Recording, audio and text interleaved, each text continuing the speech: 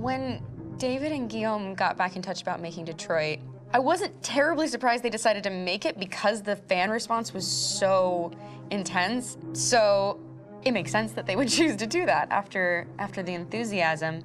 It was a challenge, and it was just an interesting thing to get my head around how to approach this character now as a different, much older person, and whether or not she had changed. And I'm very happy to say that with Detroit, I've had the opportunity to see Kara grow so much more than I ever expected. You do the housework, the washing, you cook the meals, and you take care of... God damn it, where the fuck's the rat gone now? Alice! Alice! I mean, she starts out essentially how she does in Kara in a very, not robotic, but, you know, android other way.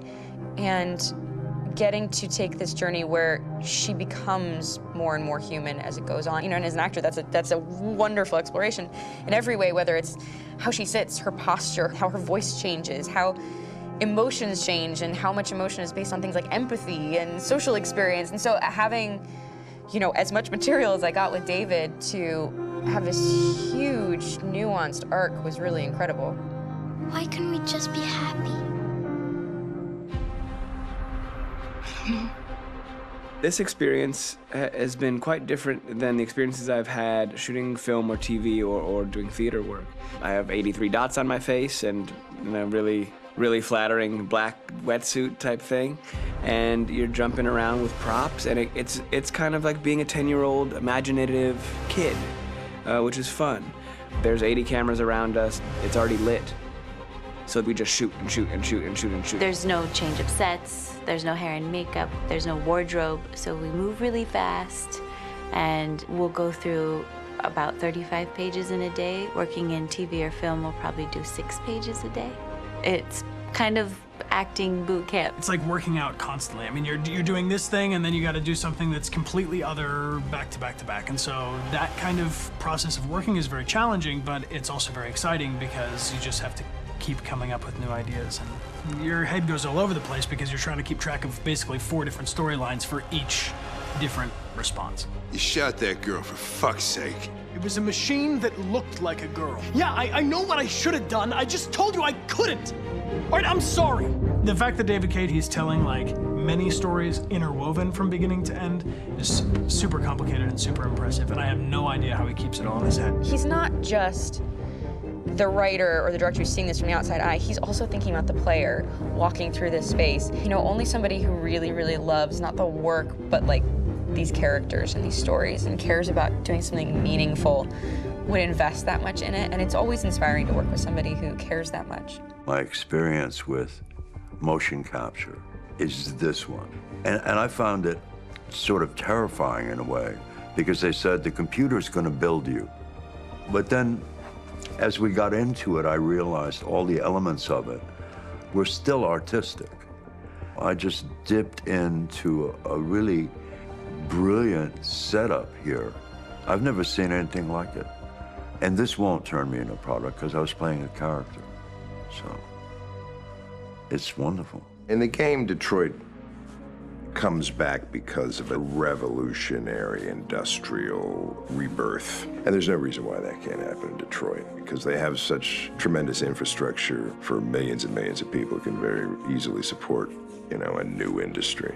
The city is really strong and resilient, but the city has also been through so much. You see the damage. But it takes that time of kind of rebuilding and reinvesting into the city that I think is happening slowly but surely. The potential of Detroit as a city is something that this game does a lot of justice to, because it would be easy to look at Detroit as some place that used to be, and that's not the case. This game provokes a lot of conversation and reflection on our potential near-future engagement with machines. That's what we are to them. There's merchandise on display in a shop window. I think that a group that feels marginalized, feels like they deserve and have earned access to themselves and the environment around them, and are trying to figure out a way to articulate how to get freedom. What was I designed to be? Their slave? Their toy? It plays with your comfort levels. You think that this is fine, you're comfortable with it, until something blurs the line and throws you off, and now Do I feel differently about whether this should be allowed? Should it be banned? Should it be encouraged? You're gonna ruin our lives, and for what? For a bunch of machines? They are not machines! They are alive! I'm alive! You're alive! They're nothing! There are lots of comparable comparisons to any type of persecution of religion, race, etc., dating way back. It can't just be a video game where you shoot 'em up or where people make these choices to do whatever. I think that's the whole point. You have the choice, and you can either choose to go in one direction with your character or another. And I think that's going to be very telling about the gamer. Very telling. I think there's going to be a really strong reaction to this game, which has such a strong perspective. I'm that much more proud of it now to get to be a part of it because it's important. In this game, you're actively building and designing the character through not just what kind of shield does he have or what color hair does she have, but like their temperament and the way they deal with problems. The different endings to this game are so radically different based off maybe seemingly insignificant choices in the moment, but like life, they all add up. And can't play life again, though.